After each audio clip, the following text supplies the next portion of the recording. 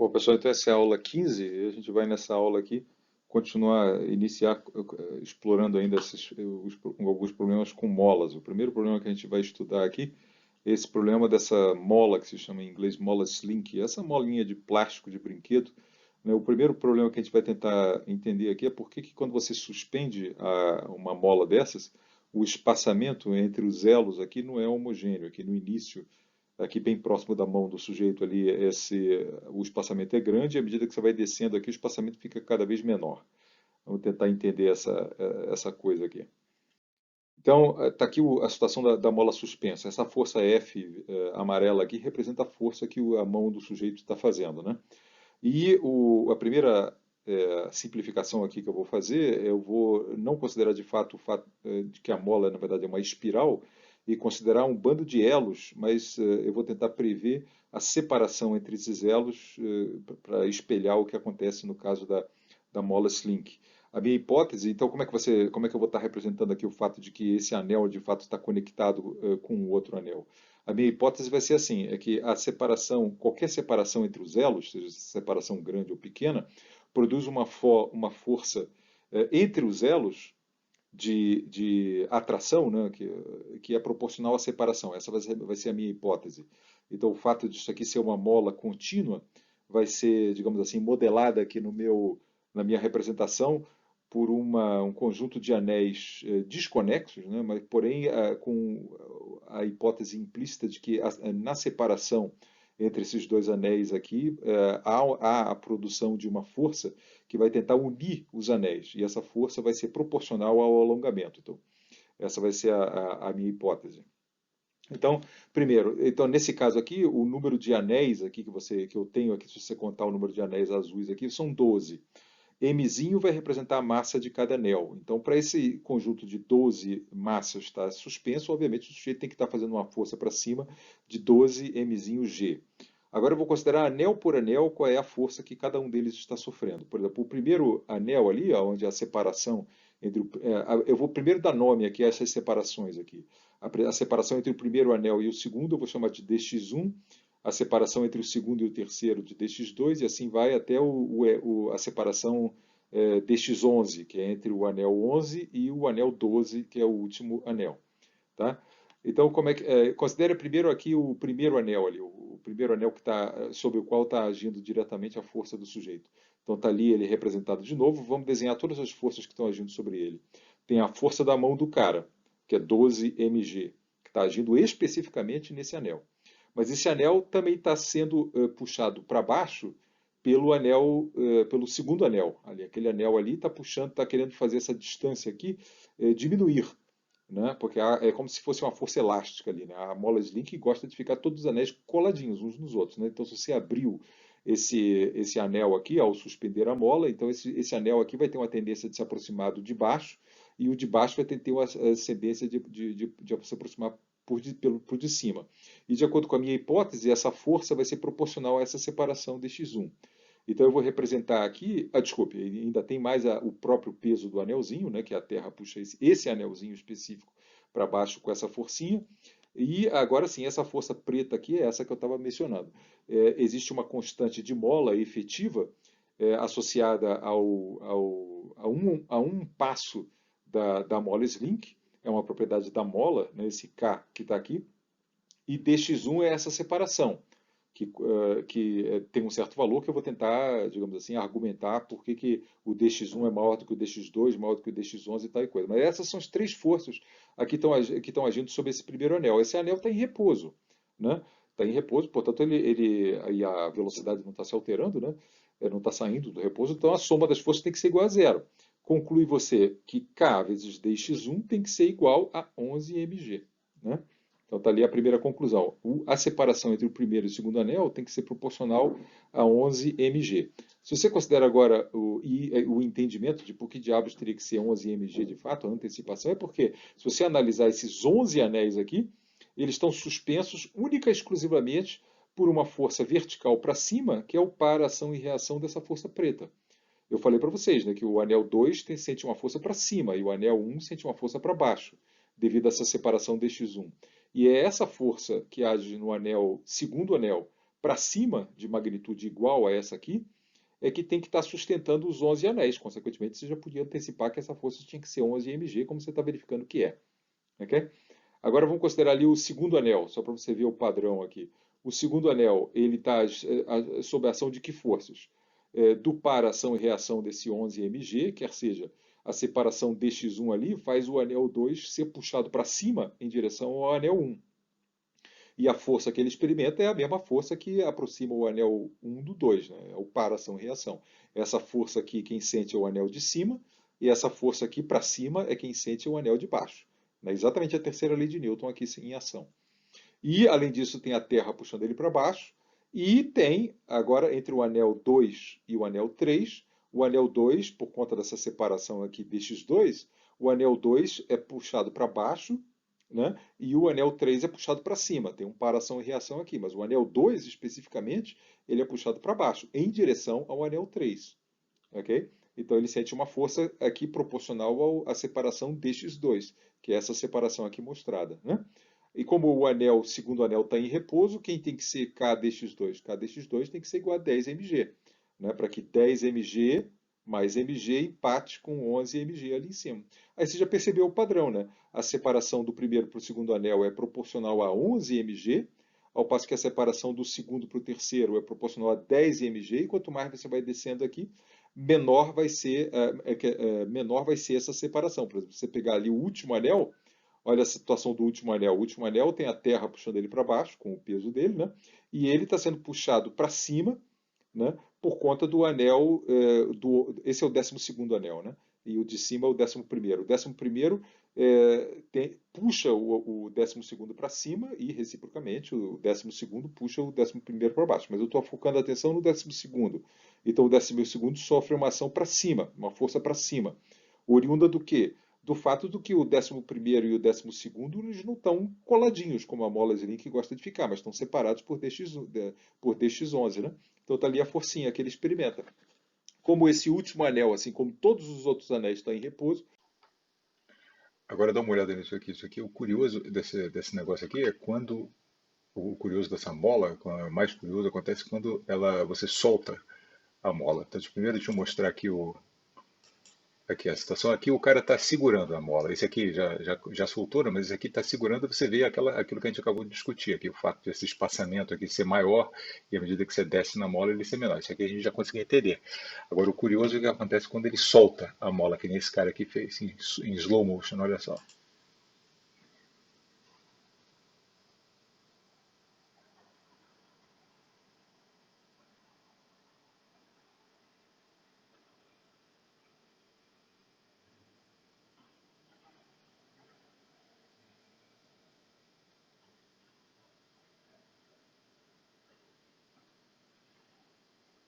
Vamos tentar entender esse negócio aí.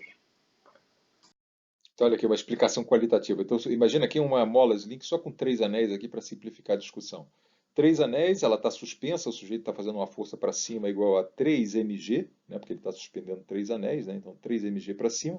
Essa separação aqui dx1 e dx2, a gente já sabe que o dx1 é maior do que o dx2, né, porque o dx1 está sustentando k vezes dx1 tem que ser igual a 2 mg, ao passo que k vezes dx2 só tem que ser igual a mg. Né? Então, é por isso que o dx1 é o dobro desse dx2 aqui. Isso a gente já explicou. Agora, o que acontece quando você solta a mola? Esse aqui é o ponto aqui. Então, tá aí, a força de cima tem que ser igual a 3 mg, o k dx1 é 2 mx, isso tudo a gente já sabe, né? A gente já viu isso aí.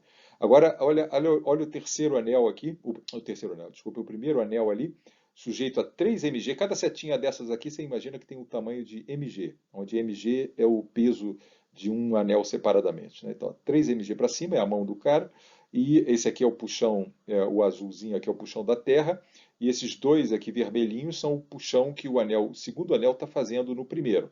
Ok? Agora o cara vai soltar. Né? Ele vai soltar o anel soltar o anel de cima. Né? Soltou. Ah, não, desculpe.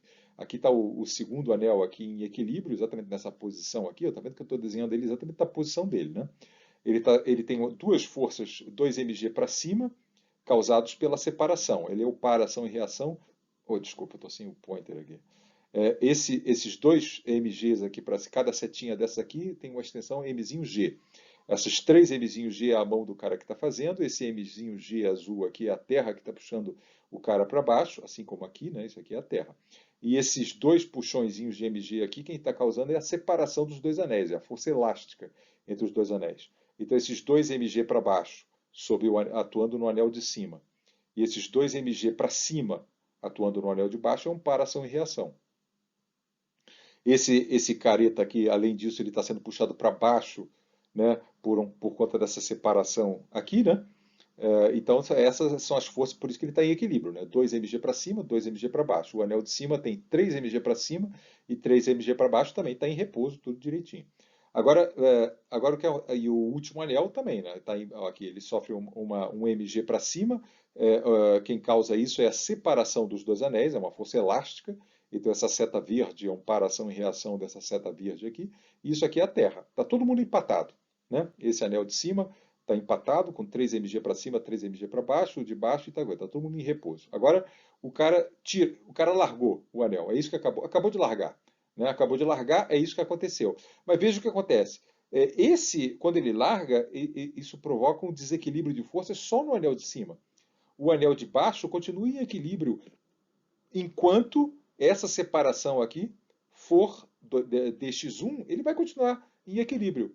Né? Só que esse cara que está aqui deixou de estar em equilíbrio, então ele agora está acelerado para baixo, ele vai começar a ganhar uma velocidade, ele vai começar a se aproximar desse anel de baixo. Então vamos simular essa coisa aqui, ó.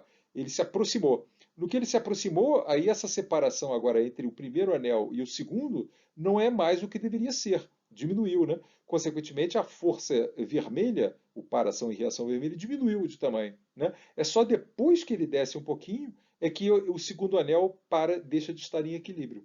Percebe? Agora, o segundo anel, ele já tem uma força para baixo, né, maior do que 2 mg para baixo, né, maior do que a força para cima, ele vai começar a descer também. Aí quando ele começar a se aproximar do de baixo, aí o de baixo, só aí, o de baixo vai começar a sair de equilíbrio. Então o que acontece é isso. As forças vão propagando, digamos assim, né? A perturbação vai se propagando de cima para baixo. Os anéis de baixo, os anéis mais embaixo, continuam em equilíbrio, enquanto a separação dele com o de cima não se alterar, ele vai continuar em equilíbrio, vai ficar parecendo que está flutuando no espaço. Ele está flutuando porque ele está em equilíbrio mesmo, né? Entende? É por isso que aí a propagação vai do de cima para o de baixo. Essa é a explicação aí do fenômeno. Tem um fenômeno físico que é semelhante a esse fenômeno aí da mola de Link solta, que é o que acontece quando você estoura uma bolha de sabão. Olha só o que acontece quando você estoura uma bolha de sabão em câmera lenta. Tá aí a bolha de sabão intacta ainda.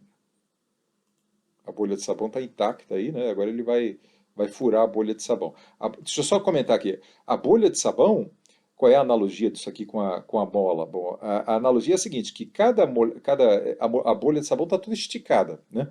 Então, se você conseguisse ver, não é impossível ver, né? Mas cada moléculazinha aqui de sabão está conectada à molécula de sabão vizinha como se estivesse de mão dada. Todas elas, é uma rede interconectada, né? Como se fosse um tecido, né? Um tecido em forma de uma superfície esférica. Quando ele vier aqui romper está tudo esticado, né?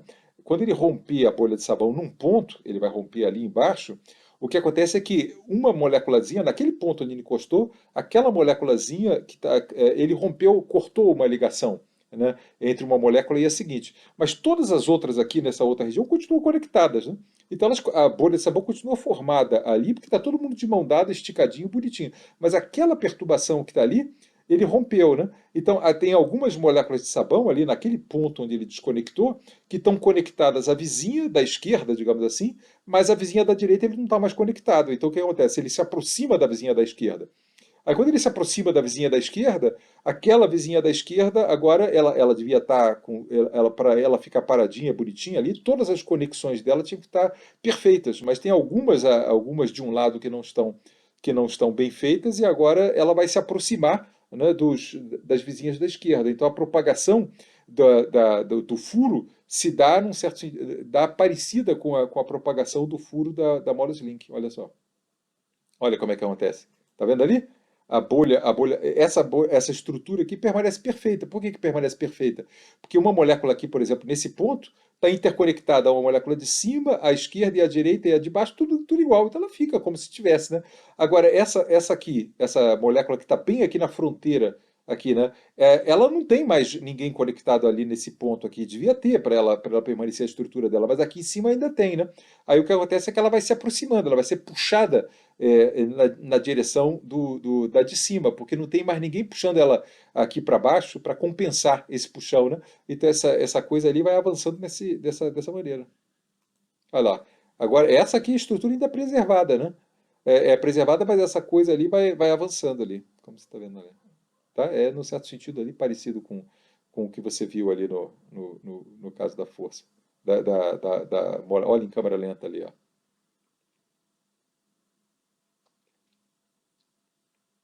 A maneira de você ver a analogia é essa. Você tem que imaginar mentalmente que isso aqui é uma rede de molas, né? Então, onde cada nodo da rede tem uma molécula de sabão, digamos assim, né?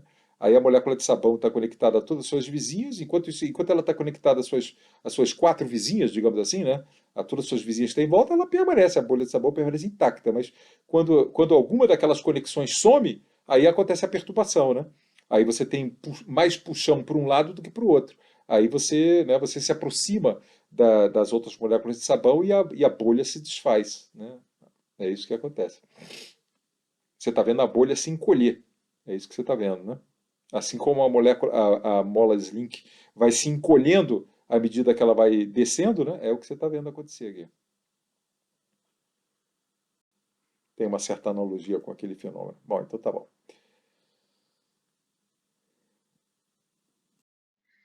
Bom, agora então a gente está armado aí com sabendo então que essas forças elásticas, assim como as forças gravitacionais, são conservativas.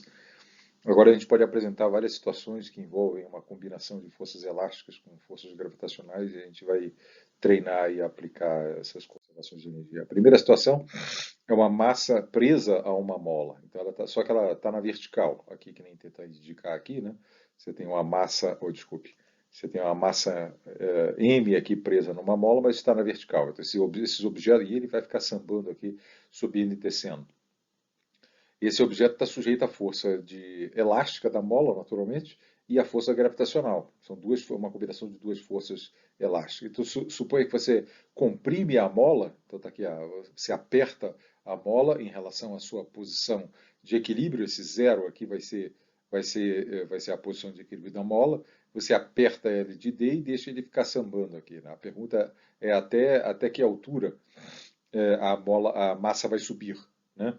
Será que ela vai ser, se você comprime ela de uma altura, se você comprime a mola de uma distância D e solta, será que ela vai necessariamente chegar a uma altura D acima da posição da mola relaxada? Então, de novo, a mola relaxada aqui vai ser o Z igual a zero aqui, tá? Eu vou escolher o Z igual a zero como sendo a altura da mola relaxada, e aí isso fica codificado aqui na minha conservação de energia, por conta do fato de que a energia elástica se escreve como um meio de KZ2. Eu só posso fazer isso se eu tiver supondo que em Z igual a zero a mola está relaxada. Essa é a minha hipótese. É assim que eu escolhi o Z igual a zero aqui, né? E mgz é a energia potencial gravitacional, caso eu tenha, como eu fiz, de fato, orientado para cima a minha coordenada Z. Então, o que você está vendo aqui é a conservação de energia. Energia cinética, mais energia potencial gravitacional e mais energia potencial elástica. Isso aí tem que permanecer constante, né? A velocidade muda, o z muda, mas essa soma aqui não muda. Por que não muda? Porque durante o movimento da massa aqui subindo e descendo e tal e coisa, oscilando e coisa e tal, ela está sempre sob a ação de duas forças apenas. O puxão da Terra para baixo e o puxão ou o empurrão, né, dependendo se ele está abaixo do zero, a mola está empurrando ele para cima. Se ele estiver acima do zero, a mola está puxando ele para baixo. A mola né, é a força elástica da mola. Então essa soma dessas três coisas aqui permanece constante. Isso é conservação de energia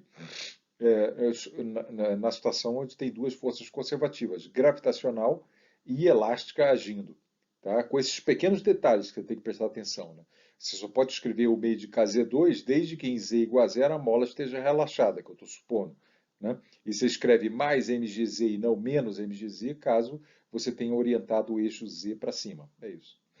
Então tá bom. Então será qual é a altura H onde a massa M atinge? Nesse ponto e nesse ponto a partícula está parada, né? Eu apertei e soltei, né? E ali em cima a massa subiu, subiu, subiu e parou instantaneamente naquele ponto. Então esses dois pontos aqui não têm energia cinética, né? Então essa é a origem da mola relaxada, né? Como eu falei ali, que me permite escrever a energia elástica como meio de Kz2. Mas finalmente é isso. A situação aqui embaixo, né? Qual é a energia gravitacional dele? Ele não tem energia cinética, né? Nem aqui embaixo, nem ali em cima. Só tem energia potencial. A energia potencial gravitacional é menos mgd, né? Porque o Z nesse ponto aqui é menos d, né? E a energia elástica é um meio de kd2, né? A mola não está comprimida de d, então ela tem uma energia elástica de um meio de kd2. Muito bem. E lá em cima? Lá em cima, a altura, o Z igual a H, né? Então a altura, a energia potencial gravitacional é mgh, e ali em cima a mola está esticada, né? De H. Então, correspondentemente, a energia dela é o meio de K vezes H ao quadrado. E é isso aqui tem que ser igual a isso, né? Você me dá quem é o D, né? Se eu apertei aqui o bichinho de, sei lá, 2 centímetros, não sei, né? Aí o H a solução H desse probleminha aqui vai me fornecer até onde ele vai subir, tá certo? É isso. Me dá o D, né? Bota aqui quantos centímetros. Obviamente você tem que saber qual é a constante da mola, né? Você tem que saber a constante da mola K, né? E a massa da mola M, né? E o valor de Gzinho, claro, né? Aí você me dá o valor de D, aí esse lado esquerdo inteiro aqui eu sei lá, 32 joules ou 10,49 joules, seja o que for que vai dar isso aqui, e aí você vai ter que resolver uma equação de segundo grau, veja, para o H, né? Não é uma equação linear, não é tão sopa assim, né? Mas você vai ter que achar quem é a solução dessa equação de segundo grau para o H. Você vai encontrar H é não sei quantos centímetros. Se o H sair negativo, sei lá, né? Vai a equação de segundo grau, às vezes a raiz é negativa. O que significa? Significa que a sua massinha aqui, você empurrou ele tão pouco que ela nem chegou a ultrapassar o Z positivo, né? Ela subiu até aqui em cima e está oscilando aqui em torno. É possível que aconteça isso, né? Mas as duas raízes H, né, é uma equação de segundo grau para o H, né? Você vai encontrar dois Hs, né? Um deles, obviamente, é H igual a menos D, né? Que vai ser o correspondente a essa raiz aqui, digamos assim. A outra raiz é que vai te indicar onde que ela vai parar lá em cima, entendeu? Mas perceba que, como aqui aparece, o D aparece com sinal menos aqui e o H aparece com sinal mais aqui, então isso implica necessariamente que o H vai ser menor do que o D, né? Essa altura, se o H for positivo, né, o H vai ser menor do que o D. Então ela não vai exatamente subir tanto quanto você comprimiu a mola. Tá? Então essa é a coisa que você pode depreender já de imediato, sem nem resolver aqui o negócio. Tá bom? Então, se a massa está presa à mola, tá? Então, abaixo. Bom, tá. Ok. Agora, uma situação onde a massa não está presa à mola. Aqui a situação aqui é assim: você tem uma mola aqui que está relaxada. Aqui eu escolhi sabiamente aqui o zero do meu eixo X aqui para corresponder exatamente à posição onde a mola não está nem comprimida nem esticada, né? E o piso aqui é sem atrito e essa massa aqui é lançada com velocidade v0 de encontro a essa mola, né?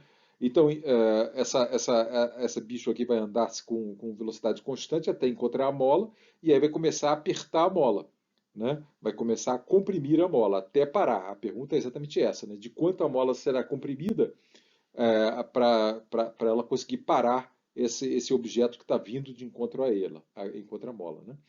Então, o detalhe aqui é o seguinte: nesse movimento horizontal aqui, obviamente, a gravidade aqui é irrelevante, porque a altura aqui não varia, né? Só tem a mola. Então, a energia cinética mais a energia elástica da mola permanece constante, com um detalhe. O detalhe importante aqui que você tem que entender é que para x maior do que zero, não tem energia elástica, porque o objeto não está em contato com a mola, não está sofrendo força elástica nenhuma até ele começar até ele chegar em x igual a zero. Depois, quando o x se tornar negativo, aí sim, né? A mola está sendo comprimida, aí você tem o direito de escrever ali um meio de kx2. Mas até chegar a um x negativo, você não bota. Tá? Então, por exemplo, nessa situação inicial aqui, enquanto a massa está simplesmente andando com velocidade, ela não tem energia elástica nenhuma. Né? Então, esse é o detalhe aqui. Então, a conservação de energia se escreve nessa situação aqui, ele só tem energia cinética, não tem energia elástica nenhuma, e depois que ele para ali, né, imagina que ele parou aqui, em algum lugar aqui, algum x negativo, né, que ele vai parar, algum d negativo, melhor dizendo, né? Então, naquele momento que ele para, ele não tem energia cinética, por isso que eu escrevi apenas um meio de KD2. Né? E o meio de KD2 tem que ser igual ao meio de mv0 ao quadrado, resolvendo isso aqui, você encontra facilmente quem é o d, né, qual é a distância que a mola ali vai ser comprimida. Okay? Quanto tempo leva a massa para parar? Bom, isso é uma questão que conservação de energia nunca consegue resolver. Questões temporais você tem que resolver a equação de Newton, não tem jeito. Né? Aqui você consegue no máximo descobrir essa distânciazinha d aqui que a massa, que a mola vai conseguir, vai ser comprimida. Né? Depois, ou quer dizer, o movimento, o que vai acontecer depois, eu não estou discutindo. Né? Mas é claro que aí depois que a massa ali, a massa vai vindo, amassando, amassando a mola, até parou. Aí depois a mola vai voltar estendendo, estendendo, estendendo. A partir daqui ela vai cuspir de volta a massinha com essa mesma velocidade. Mas eu só estou preocupado com de quanto a mola será comprimida. E a resposta é esse D que sai como solução dessa equação que está aqui. Né? Solução positiva. Né? De novo, você tem uma equação quadrática, né? O D aqui vai ter duas raízes, o D positivo e o negativo. Eu quero o D negativo, naturalmente, que é a solução que corresponde à posição X, onde a mola está parada aqui, né? E a mola está na sua compressão máxima. Okay?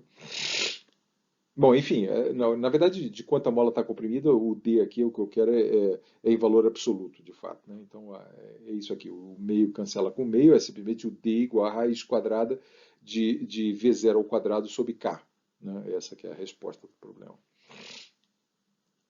E nesse outro problema um pouquinho mais complexo aqui, você tem uma plataforma aqui, né? Uma plataforma que apoia a massa M, né? O detalhe é esse, é que a massa M não está conectada diretamente à mola. Ela está apoiada simplesmente em cima de uma mesa, e essa mesa que está conectada à mola. Tá? E aí você abaixa todo o sistema, né? Eu de novo escolho Z igual a zero como sendo a altura aonde a mola está relaxada, né? A altura natural da mola. Né? Então aqui abaixo de zero a mola está comprimida, né? E acima de zero a mola estaria esticada. Mas só que tem um detalhe aqui, que é o fato de que a mola não age, não vai conseguir puxar essa massinha, que ela só vai conseguir empurrar. Por que motivo? Porque a massa não está soldada à mola, entende? Esse é o pequeno detalhe técnico aqui desse problema. Então você puxa aqui o negócio, ele está paradinho e pof, solta. Né? Aí a plataforma vai subindo, subindo, subindo, porque ela está sendo empurrada pela mola, né? E até esse ponto z igual a zero aqui. Né? E daqui para cima a massa deixa de estar sob a ação da mola, essencialmente. Né? Ela está só sob a ação da gravidade, mas o tempo todo ela está sob a ação da gravidade. Então, desde aqui até ali, a Terra nunca deixa de puxar para baixo. Né? O detalhe desse problema é que a pergunta é até que altura ele vai conseguir subir ali, né? Mas o detalhe é que a conservação de energia é essa, que é energia cinética mais energia gravitacional, MgZ, né? Que eu escolhi o Z apontando para cima, né?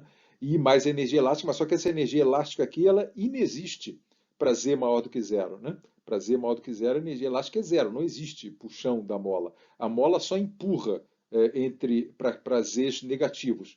Para Zs positivos, ela simplesmente não faz nada. Tá? Esse é o detalhe técnico aqui desse problema aqui. Ok, então tá bom. Então o que esse ponto tem de especial? Ele tem energia gravitacional, mas não tem elástica, né? E ele está parado. Esse ponto aqui está parado, tem energia gravitacional e tem energia elástica igual ao meio de K D2 aqui, né? Onde D é essa distância aqui, né? Então é isso que eu escrevo. Aqui, menos mgd é a energia gravitacional desse ponto. O meio de KD2 é a energia porque a mola está comprimida aqui nesse ponto. E mgh é a energia gravitacional naquele ponto. E aí, por que que você não considerou a mola? Porque a mola não está esticada até lá em cima, quer dizer, a massa não está conectada, soldada à mola, né? Então a mola não esticou, ela não está puxando ela para baixo aqui, né?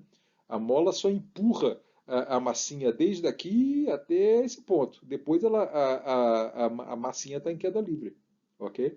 Então essa que é a equação. É exatamente, bom, enfim, é diferente do slide anterior, por conta do fato que no slide anterior eu incluí um meio de k h ao quadrado, né? Aqui eu não incluo, porque daqui para cima não tem, a mola não atua, né? Então esse é o problema, o h aqui é uma equação linear, né? Você me dá o d de quanto você comprimiu, eu descubro quem é o h. O detalhe é que o suposto aqui desse problema, para o objeto efetivamente decolar, né, sair, perder o contato aqui com a plataforma, ele tem que ser positivo. Né? A definição do que é decolar é o H, a massa atingir posições acima de z igual a zero. Né? Então esse H que está aqui, né, a princípio, se você botar um D qualquer aqui, a princípio o H poderia ser negativo. Né? Né, sei lá, vai que esse número aqui é negativo, esse aqui é positivo, com os dois aqui somados poderia dar um número negativo, mas para você estar tratando do problema que ele quer que você esteja tratando, a mola tem que ter decolado, ela tem que ter ultrapassado o limiar z igual a zero. Então esse H aqui, eu só aceito esse H caso ele seja positivo. Então, para o objeto efetivamente decolar, então esse número à esquerda aqui tem que ser positivo. Né? Então, para isso aqui ser positivo, esse 1 meio de KD2 tem que ser maior do que mgd. Né? E isso só acontece se o D, que é a distância que você vai apertar para baixo aqui, a mola, for maior do que 2 mg sobre K. Né? Pode fazer a conta aqui, essa coisa aqui, esse número só é maior do que esse, caso o D seja maior do que 2 mg sobre K. E esse número aqui é uma distância aqui, por exemplo, sei lá, é um tracejado aqui, né? Essa coisa que está aqui, essa distância daqui até aqui, é 2 mg sobre K. Né? Então, para essa molinha decolar, não adianta você só empurrar a plataforma aqui. Se você só empurrar a plataforma aqui, ela vai ficar balançando aqui assim. Né? Você tem que empurrar ela além desse tracejado aqui, onde essa distância aqui é 2 mgk. Aí sim ela sai, chega aqui e sai voando lá para cima. Tá? E vai chegar a uma altura H positiva, dada por essa equação aqui. Tá? Então lembra disso aí, esse tipo de problema aqui, onde a massa está apoiada numa plataforma que só é empurrada pela mola, digamos assim, né? Essa mola efetivamente só empurra, ela não puxa. Tá? Ela tem esse pequeno detalhe técnico aí. Tá? Você tem que analisar, esses problemas de mola tem uma certa sutileza aqui que você tem que ver. Ó, a massa está soldada à mola, aí tudo bem, aí a mola vai tanto empurrar quanto puxar, que nem no slide anterior. Mas aqui nesse caso aqui a mola só empurra, ela não puxa. Tá?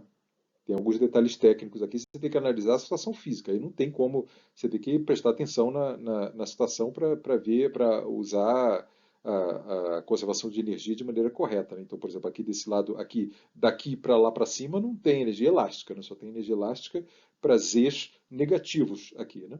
Tá? Bom, então agora vamos analisar propriedades gerais de sistemas conservativos em uma dimensão. Então a situação que eu vou tratar é que nem esses três problemas que a gente acabou de ver eram problemas unidimensionais, quer dizer, a partícula se movia ao longo de uma direção. Às vezes a direção era vertical, né, mas não muda nada, né?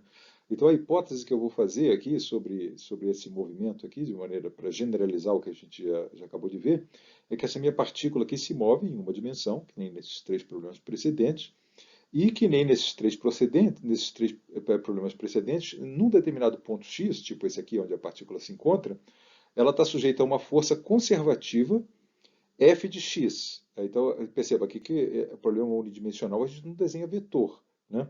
A força é algébrica, ela pode ser positiva se ela estiver empurrando a partícula para a direita, ou negativa se ela estiver puxando para a esquerda. Né?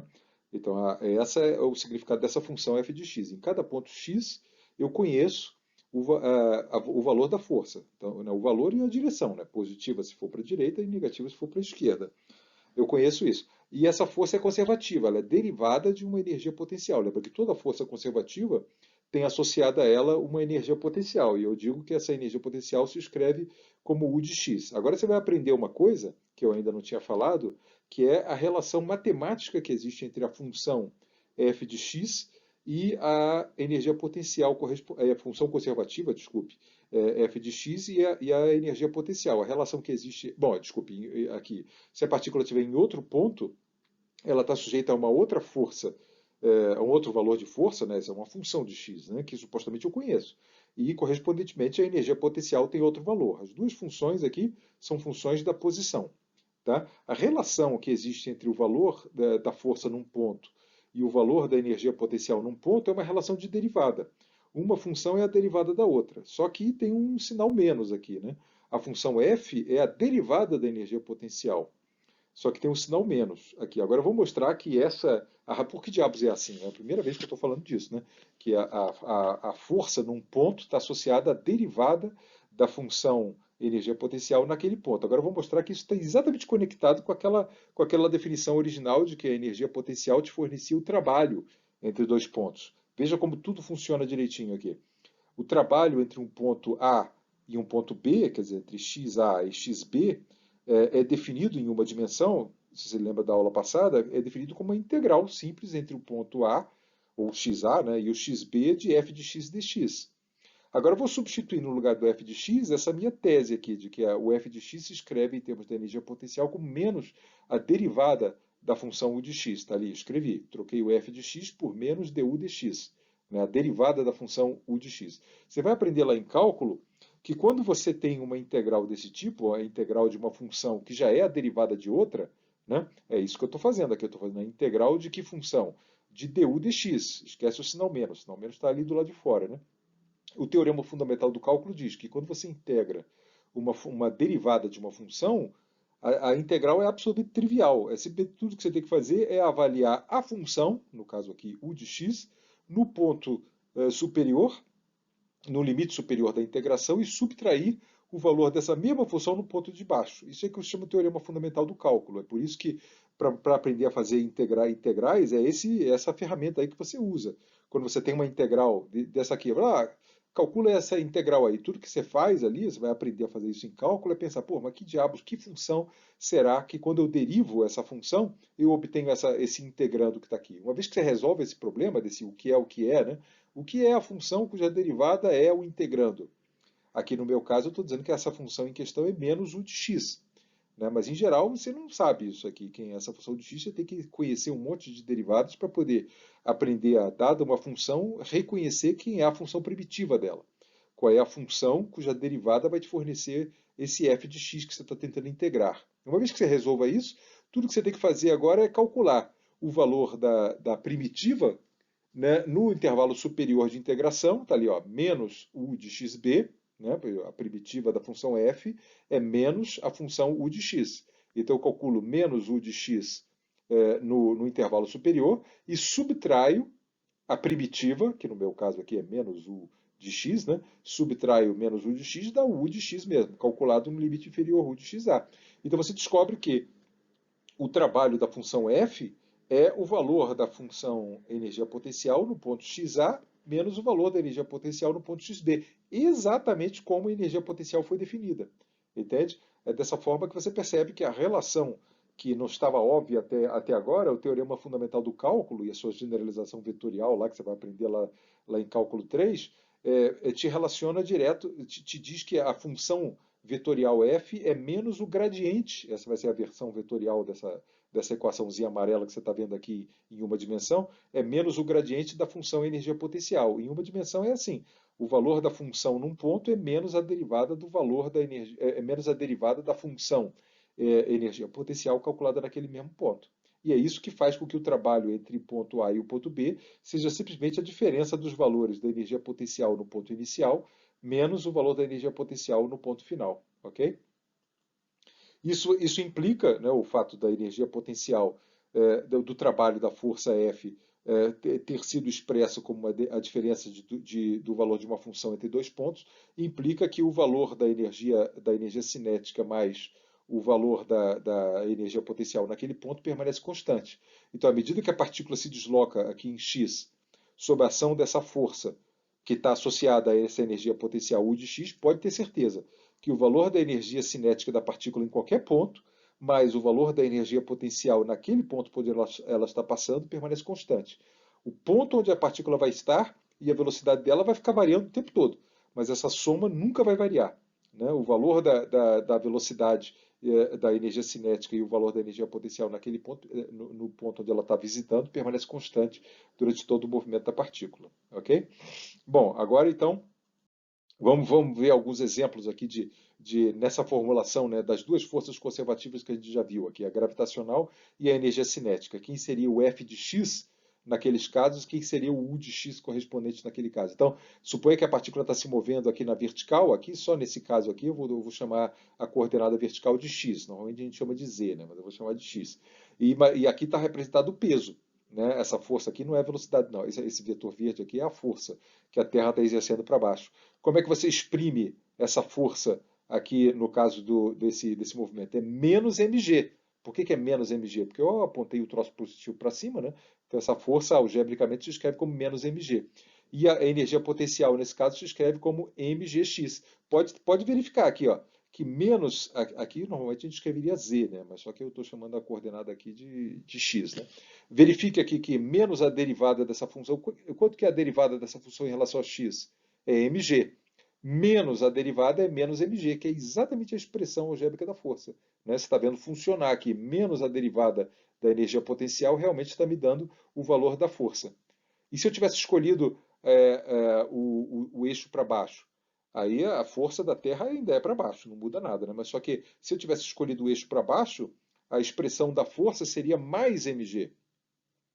E qual seria a expressão da energia potencial? Seria menos mgx, né? Lembra que a gente falou assim? Quando orienta para cima é mais mgz, quando orienta para baixo é menos mgz, menos mgx. Agora vamos testar isso que acabou de aparecer do slide anterior. Será que menos a derivada dessa função está me dando isso? Tá, exatamente. Quanto que é menos a derivada de menos mgx em relação a x? Quanto que é? Menos mg. E quando você troca o sinal, dá mg. Né? Sempre acontece isso.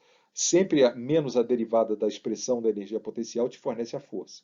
Né? No caso da lei de Hooke, aqui, né? Ó, o caso da lei de Hooke ali, né? A posição de equilíbrio é x equilíbrio. Como é que você escreve a lei de Hooke? A lei de Hooke se escreve assim, num ponto x qualquer, é menos k vezes x menos x de equilíbrio. Lembra a aula passada? Né? Essa é a expressão da força em qualquer ponto. Me dá o x que você quiser aqui, que essa expressãozinha vai me dar a força direitinho, não só o valor dela, como o sentido dela direitinho. Né? E quanto que é a energia potencial elástica aqui nesse caso?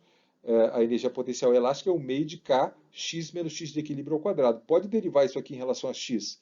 Quanto que você encontra quando você deriva isso em relação a x? O 2 aqui mata esse 1 meio, dá k vezes x menos x de equilíbrio. Com o sinalzinho menos aqui, dá exatamente a força. Sempre funciona. Essa coisa aqui sempre vai ser menos a derivada da energia potencial correspondente. Ok? Então, então agora vamos aprender a extrair informação do gráfico da energia potencial. Então imagina que a sua partícula aqui se move ao longo do eixo x e esse gráfico em azul aqui representa a energia potencial da força conservativa que está agindo sobre ela. Então, a força num ponto x qualquer que a partícula esteja sentindo, seja aqui, ou seja em qualquer lugar, ela é obtida como menos a derivada a inclinação, né, dessa curva azul. Okay?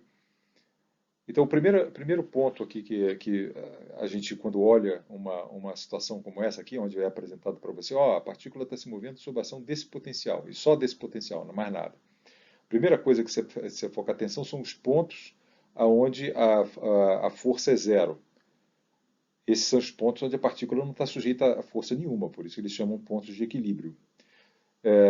Como é que você identifica esses pontos a partir do gráfico do U de x? Bom, os pontos onde f são zero são aqueles pontos onde a derivada da função é nula, onde a inclinação da função é nula. Então, claramente, por exemplo, esse ponto aqui, esse ponto x aqui, nesse ponto aqui, o U tem uma inclinação aqui. Esse ponto não é um ponto de equilíbrio. Nem esse ponto de equilíbrio. É um ponto de equilíbrio. Mas esse ponto que está aqui, no mínimo, a inclinação dele é zero, né? Ele é horizontal. Né? Se você traçar uma tangente para a curva azul passando por esse ponto, você vê que ele é uma curva horizontal. É isso que caracteriza o fato de que a derivada nesse ponto é nula. Assim como num ponto de máximo. ok? Assim como em qualquer um desses pontos aqui, onde a curva se torna puramente horizontal, ela é constante, né? A função u de x é constante, então em todos os pontos, sei lá, mais ou menos daqui, aqui não dá para ver claramente onde que começa essa região horizontal, mas daqui para a direita, todos os pontos aqui têm derivada nula. Então você identifica aqui, ó, esse ponto sozinho aqui, só ele, esse ponto de mínimo, melhor dizendo, esse ponto de máximo ali, e todos esses pontos aqui, todo esse contínuo de pontos aqui, onde a função é constante. Esses pontos são os pontos de equilíbrio, onde a partícula, por exemplo, se estiver aqui, não sente força nenhuma. Se estiver aqui, não sente força nenhuma. Se estiver aqui, não sente força nenhuma. Se estiver aqui, não sente força nenhuma. Em qualquer outro ponto, aqui, aqui, aqui, aqui, a partícula está sujeita a uma força. Ok? Muito bem.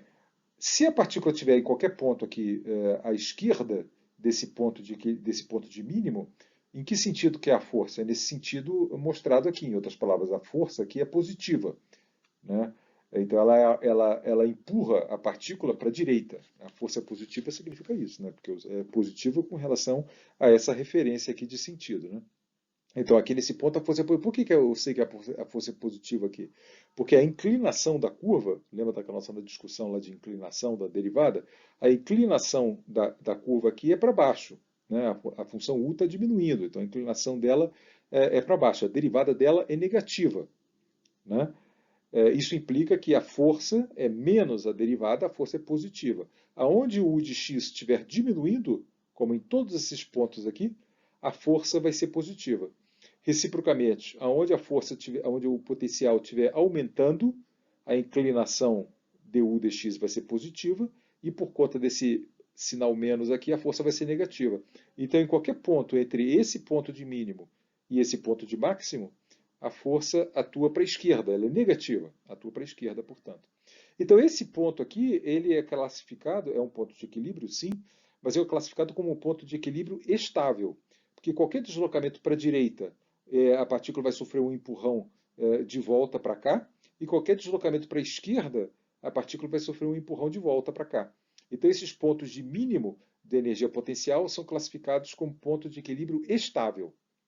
Tá certo? Ali, estável, estável. Né? São pontos onde a partícula não sente força nenhuma, mas mais do que isso. Se ela se deslocar um pouquinho para a direita ou um pouquinho para a esquerda, ela vai tender a retornar para aquele ponto. É por isso que elas são classificadas como pontos de equilíbrio estável. A partícula executa, como a gente já vai ver, oscilações em torno de pontos de equilíbrio estável. E pontos de máximo local da função u de x? A partícula, se estiver exatamente aqui nesse ponto, veja que a partícula não está ali, né? A partícula se move aqui ao longo do x. Se a partícula estiver exatamente aqui, ela não sente força nenhuma. Mas se ela se deslocar um pouquinho para a esquerda, o que acontece? A força que ela vai sentir, como a gente já analisou aqui, vai levar ela para longe desse ponto. E se reciprocamente, se ela estiver um pouquinho à direita, a função u aqui, a direita desse máximo aqui, ela diminui, por definição, né? A direita ou a esquerda de um máximo, a função u diminui.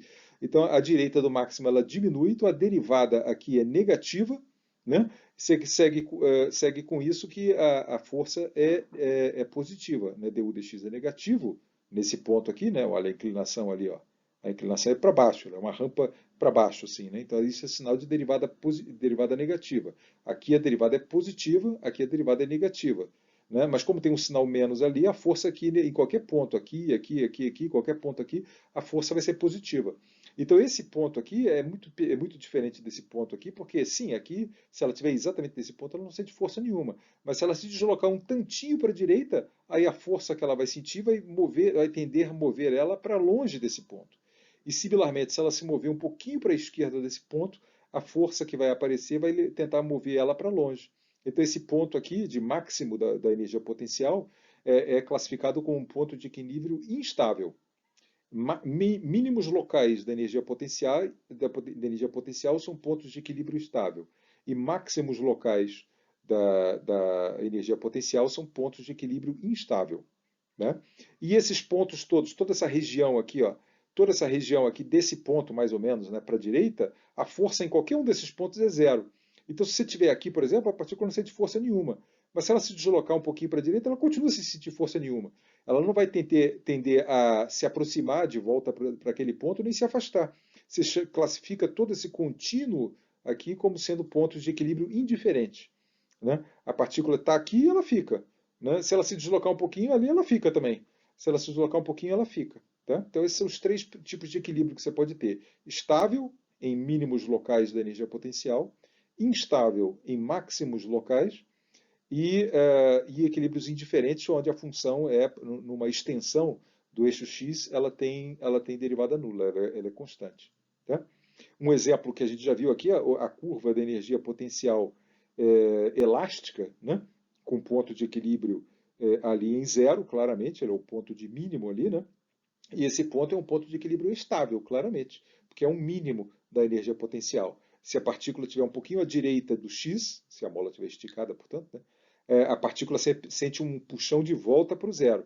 Se a partícula estiver um pouquinho à esquerda do zero, né, ela sente um empurrão em direção ao zero. É isso que é o mínimo local, claramente é o mínimo local, né, dessa função aqui, x igual a zero, é um ponto de equilíbrio estável. Tá? O potencial, o potencial da força harmônica tem um único ponto de equilíbrio e esse ponto de equilíbrio é um ponto de equilíbrio estável. Tá? Ok. Agora, a energia cinética. Então, de novo, o mesmo gráfico do de x. Como é que você lê a energia cinética do gráfico do de x?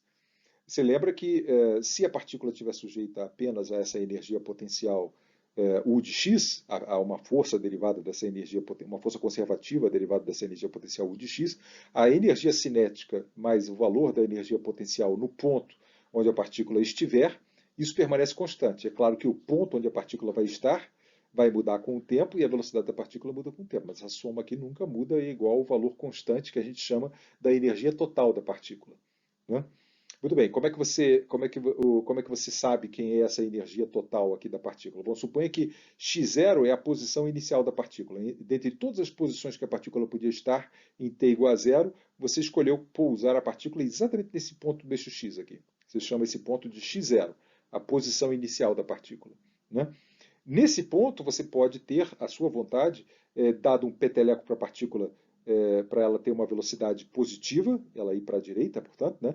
Ou dar um peteleco para a esquerda, ela está indo para a esquerda com uma certa velocidade negativa, ou você pode ter pousado ela ali, dito que ela está parada. Você tem sempre essas três opções. A velocidade, no instante inicial, você que escolhe, porque é você que empurra a partícula inicialmente. Agora, a força que ela vai sentir, aí é decidida não por você, mas pela energia potencial que ela está sujeita, né?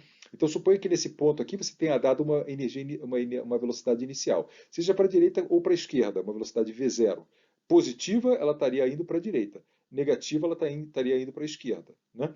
Mas um certo valor v0. Se você adiciona exatamente em cima do ponto onde você está, uma barrinha com dimensão igual a um meio de mv0 ao quadrado, quer dizer, com o valor da energia cinética inicial, o valor da energia potencial nesse instante inicial é o valor aqui do U nesse ponto, né? O U de x0 é o valor da energia potencial inicial. Mais a energia cinética inicial vai ser um valor constante, né? Então, se o valor constante da energia durante todo o movimento subsequente da partícula é decidida pelo ponto onde você iniciou o seu movimento e a energia cinética que você deu para a partícula naquele instante. A soma desses dois, construída dessa forma, se você traçar uma horizontal aqui, vai te dar o valor constante da energia que a partícula vai manter durante todos os instantes subsequentes. Entende? É isso que. Então, a mensagem é essa: a posição inicial, aqui o x0, né, você que escolhe. Eu vou escolher a partícula, né, a energia potencial te diz só a força que a partícula vai sentir naquele momento inicial. Né? Lá você pode iniciar o movimento aqui, pode iniciar o movimento aqui, onde você quiser, absolutamente aonde você quiser. Você é inteiramente livre para fazer isso. E você pode impingir na partícula a velocidade que você quiser. Você fala, eu vou começar aqui, isso é totalmente independente da força a que ela está sujeita. Eu vou começar aqui, mas vou deixar ela paradinha. É uma opção. Vou começar aqui, mas vou dar uma velocidade de 3 metros por segundo para a direita. Eu vou começar aqui, vou dar uma velocidade de 2 metros por segundo para a esquerda. Você que escolhe, né? Ao fazer essas duas escolhas, da posição inicial e da velocidade inicial, você fixa automaticamente o valor constante da energia, que vai permanecer constante em todos os instantes subsequentes do movimento da partícula. Tá? Então, a posição inicial e a velocidade inicial fixam o valor de E dessa maneira. Tá? Agora, um exemplo mais concreto aqui, com uma situação física. Imagina que você está você lança uma bola para cima com uma velocidade v0. Lancei para cima aqui a uma altura de 1 metro aqui da minha referência de alturas aqui, eu lancei com a 1 metro por segundo aqui a minha bolinha aqui. Até onde ela pode subir? Vamos fazer o gráfico aqui da energia potencial. A partícula aqui está se movendo em uma dimensão, porque ela vai subir e descer, né? Mas a única força que está agindo sobre ela é a força peso. Né? Então a energia potencial, nesse caso aqui, é bem mais simples, inclusive, do que essa curva esdrúxula aqui que eu desenhei. Né? É simplesmente mgz. Né? Eu orientei para cima, né, o eixo Z, então a energia potencial é mgz. Está ali o gráfico. Ó. O eixo horizontal é o Z, onde a partícula se move. Isso aqui é meio confuso, né, porque o eixo aqui é onde a partícula se encontra. E ele, na verdade, no espaço real, né, ela se move na vertical. Mas na hora de fazer o gráfico da energia potencial, o eixo horizontal é que dá a coordenada da partícula. Mas enfim. E aqui está o gráfico mgz. É mais mgz, não é menos mgz, porque o Z está crescendo para cima. Né? Então tá aí, esse é o gráfico da sua partícula. Onde é que você está em t igual a zero? Eu estou aqui, nessa altura z0. Aí eu vejo assim, eu estou aqui no z0, nesse ponto. Né?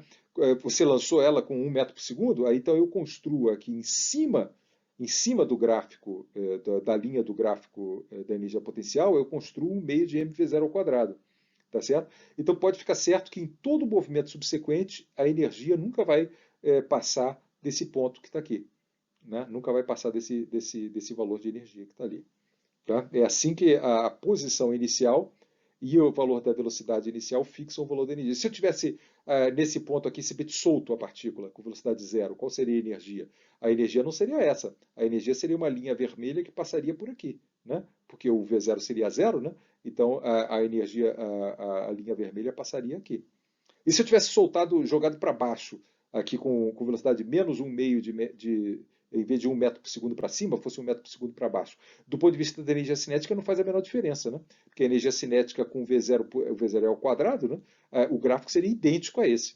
Você lançando ela para cima ou para baixo, com 1 metro por segundo, o gráfico seria o mesmo. Tá? Você veja que a direção para onde ela está indo, é claro que nos dois casos ela está fazendo coisas diferentes. Né? Quando eu lanço ela com 1 metro por segundo para cima, o movimento dela vai ser do Z0 até, a gente já vai ver isso, né? Vai ser do Z0 até esse ponto aqui, que a gente já vai ver no slide seguinte, que se chama o ponto de retorno, e depois vai voltar. E se você lançar ela com 1 metro por segundo para baixo, ela vai do Z0 para cá, né? Com energias cinéticas cada vez maiores assim. Né? Mas o gráfico, o valor da energia constante seria o mesmo nos dois casos. Você lançando para cima ou para baixo com 1 metro por segundo, o valor constante da energia seria o mesmo. Tá? Então é isso que fixa o valor constante da energia. É a posição inicial e a velocidade inicial. Essa combinação, posição inicial e velocidade inicial, é o que se chama em mecânica de condição inicial. E é totalmente fixado pela pessoa que está lançando a bolinha. Não tem nada a ver com o fato dela estar presa numa mola, ou ela estar sujeita a uma força de tensão. Não tem nada a ver com a força, né? Tem a ver com a sua escolha. Mesmo. Você que, no momento, é que lança a partícula na posição que você quer e com a velocidade que você quer. Né? Agora, pontos de retorno. Os pontos de retorno são os pontos onde a energia, o valor da energia potencial se iguala ao valor constante da energia, que a gente acabou de ver, são definidos pela condição inicial. Né? Como a energia cinética ela é igual ao valor constante da energia menos o valor da energia potencial, eu só peguei o U de x, que geralmente se descreve do lado esquerdo, e mandei para cá. Né? Esse valor aqui, a energia cinética, ela tem uma peculiaridade que ela é estritamente positiva. Né? A energia total e o U podem ser positivos ou negativos, mas isso aqui, obviamente, não tem como ser negativo, né? Porque a massa é sempre positiva e V ao quadrado é sempre positivo. Então, isso implica que nos pontos onde o x é tal que esse valor é igual a esse, a velocidade tem que ser zero. Então, nesses pontos, onde o valor da energia potencial iguala ao valor da energia constante, a partícula está parada. Por isso que se chama ponto de retorno, onde instantaneamente a partícula para. Naqueles pontos x, você identifica os pontos x onde a partícula vai inverter a direção do movimento. É isso que acontece nesses pontos. Né? Olha aqui um exemplozinho aqui do nosso anterior. Imagina que a energia da partícula, pela condição inicial que você forneceu, né, eu concluí que a energia da partícula durante o movimento vai ser esse. Aí o que eu posso saber? Ó, esse ponto aqui, ó, esses dois pontinhos aqui, ó, o ponto x igual a A e x igual a B, são os pontos de retorno da partícula.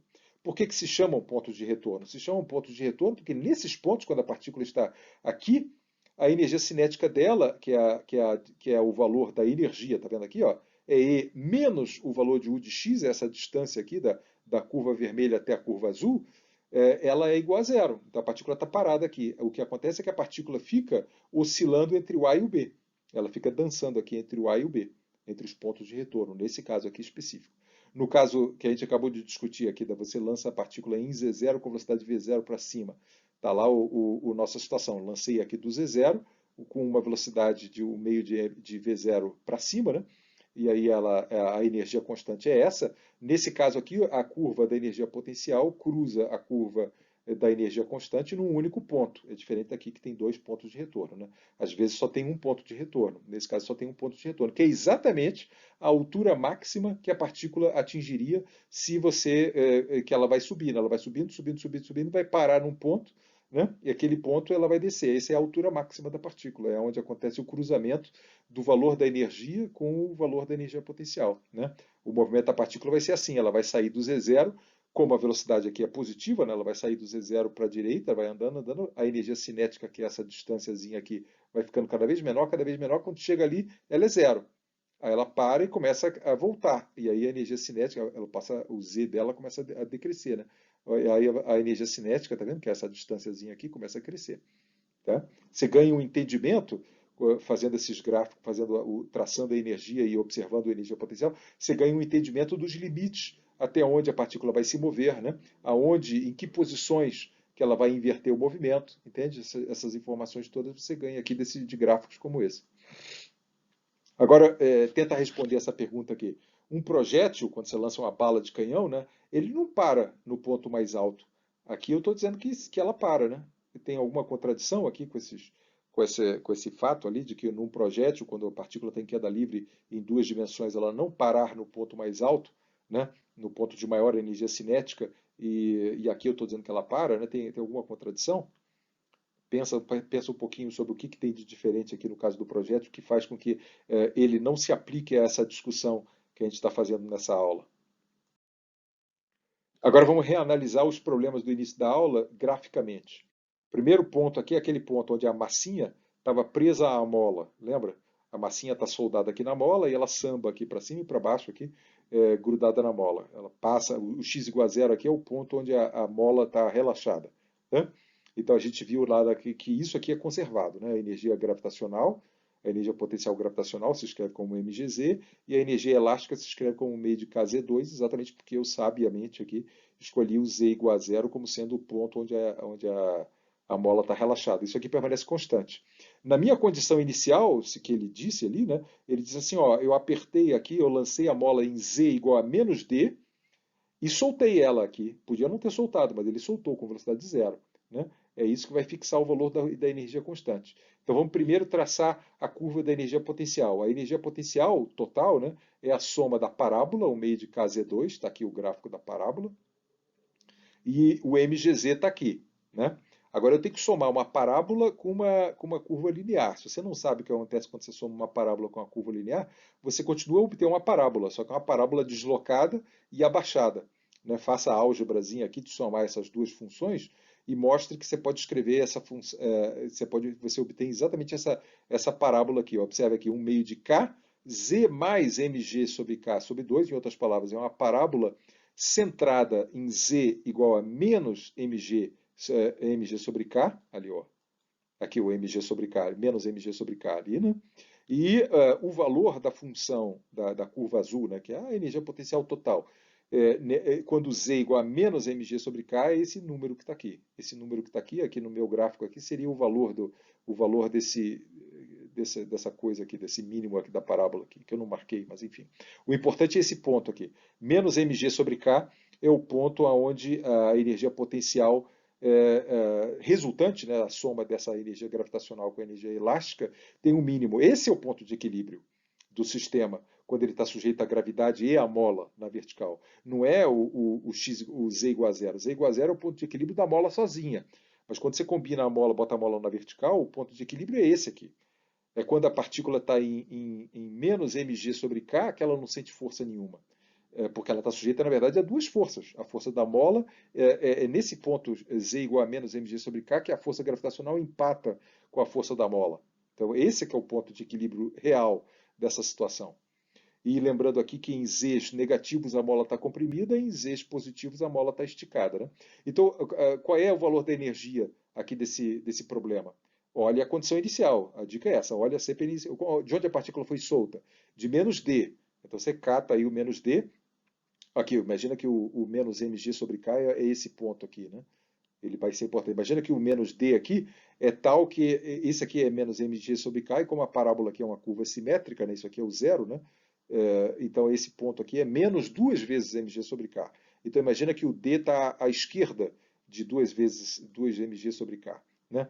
Ah, não, desculpe, primeiro eu estou considerando isso aqui, né? Estou considerando uma situação onde a energia seja negativa, né? Então a partícula teria sido lançada aqui desse ponto aqui, ó, desse ponto aqui.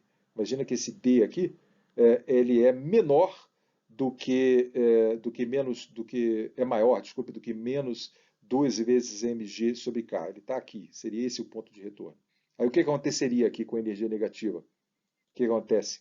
Ela teria dois pontos de retorno. Esses dois pontos aqui, ambos z's negativos. Ela ia ficar oscilando aqui, ó, assim.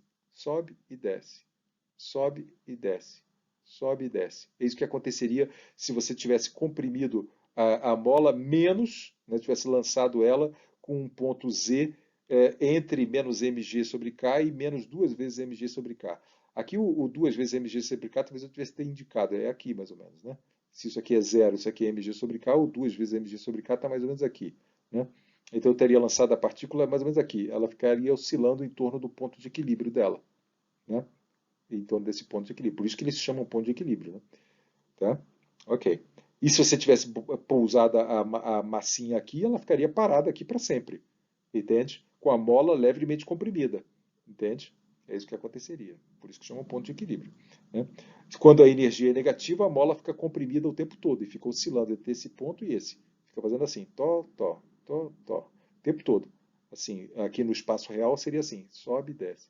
Bem pouquinho, né? Sobe e desce, sobe e desce. Tá? Agora, suponha que eu tivesse uma energia positiva. Por que você teria uma energia positiva? Porque eu comprimi ela, que nem no exemplo, né? Eu apertei ela uma distância d maior do que duas vezes mg sobre k. Não tem que ser maior do que mg sobre k, não. Tem que ser maior do que duas vezes mg sobre k, né? Para a energia ser positiva. Ele tem que estar à esquerda desse ponto. Esse ponto aqui é z igual a menos duas vezes mg sobre k. Isso é menos mg sobre k, isso é menos duas vezes mg sobre k. Então você tem que ter comprimido a mola aqui e você soltou ela em repouso. Então esse ponto, a energia constante é essa que está aqui. É essa que é o valor da energia constante desse lançamento. Até onde a partícula vai? Ela vai ficar sambando entre esse d, menos d, né, e aquele h ali. Ela vai ficar fazendo assim. Isso no gráfico aqui, né? E no espaço real ela fica fazendo assim: sobe e desce, sobe e desce, simetricamente em torno desse ponto aqui, desse ponto de equilíbrio. É isso que ele fica fazendo. A oscilação quando você bota uma mola na vertical, o que acontece é que simplesmente ela continua oscilando igualzinho como se estivesse numa mola na horizontal.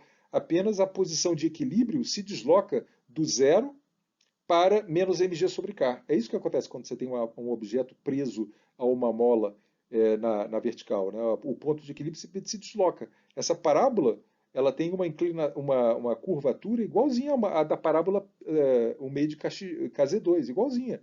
Ela é só deslocada para a esquerda, né? Então as oscilações todas, seja com energia negativa, aqui, está vendo? Ou seja, com energia positiva, ocorrem exatamente em torno, simetricamente em torno desse ponto aqui. Não mais o Z igual a zero, e sim o Z igual a menos mg sobre k. Entendeu? É isso que acontece. E aquele outro problema ali da massa que é lançada em direção à mola. Lá a gente viu que a energia cinética, mas a energia elástica permanece constante. Não tem gravidade aqui, né?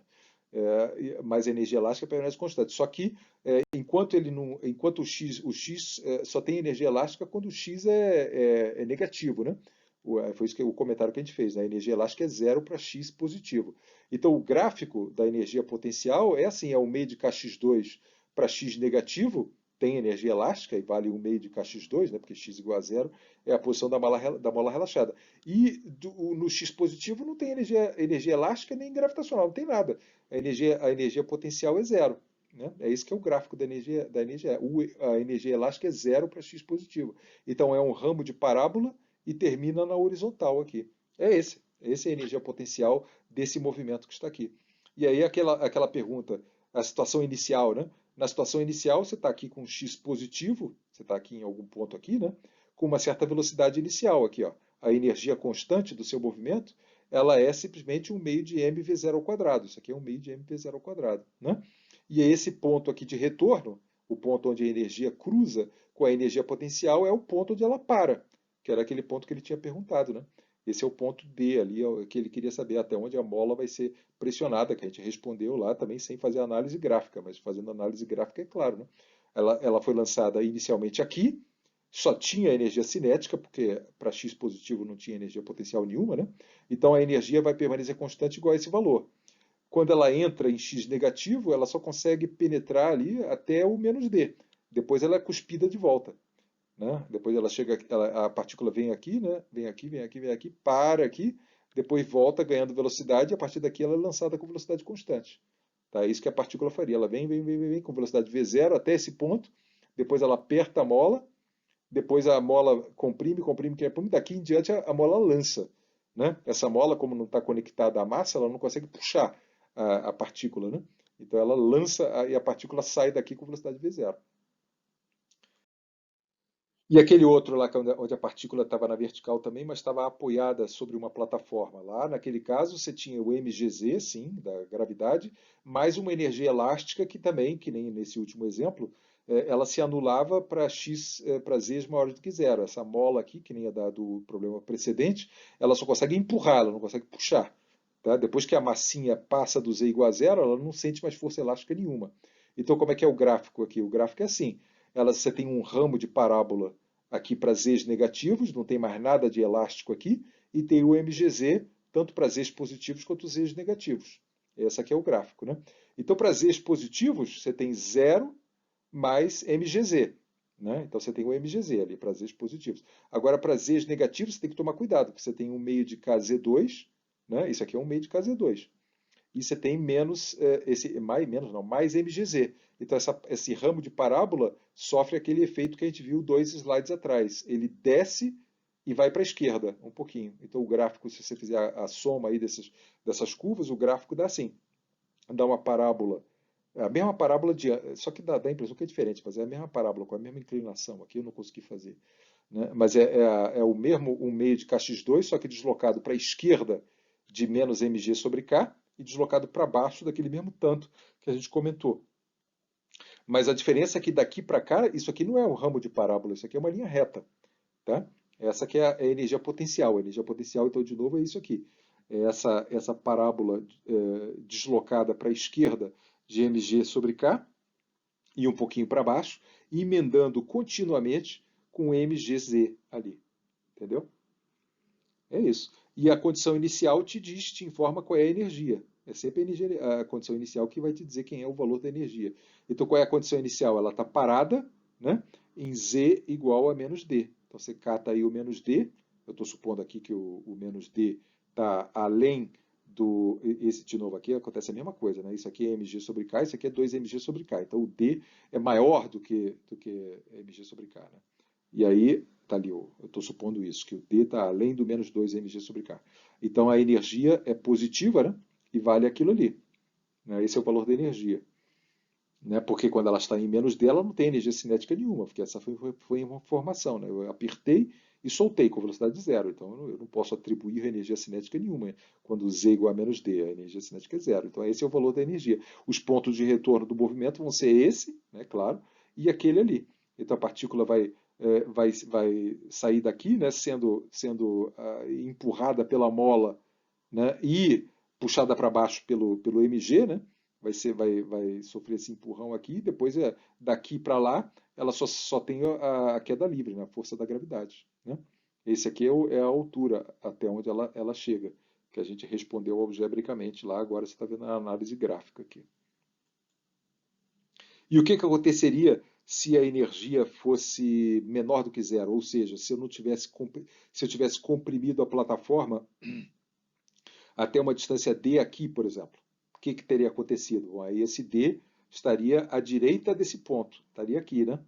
Aí o que acontece é que a energia seria negativa, né? Aí o que acontece é que o bichinho ia ficar oscilando aqui, ó. Ele ia ficar oscilando para um lado, para o outro, para um lado, para o outro, né? Ele nunca entraria em queda livre, ele estaria sempre sendo empurrado pela mola. A mola estaria sempre comprimida, entendeu? Então por isso que a gente comentou naquela ocasião que para a partícula efetivamente decolar, né? Para ela decolar, ela ser lançada além de z igual a zero, você tem que apertar a mola além de 2 mg sobre k, né? Esse foi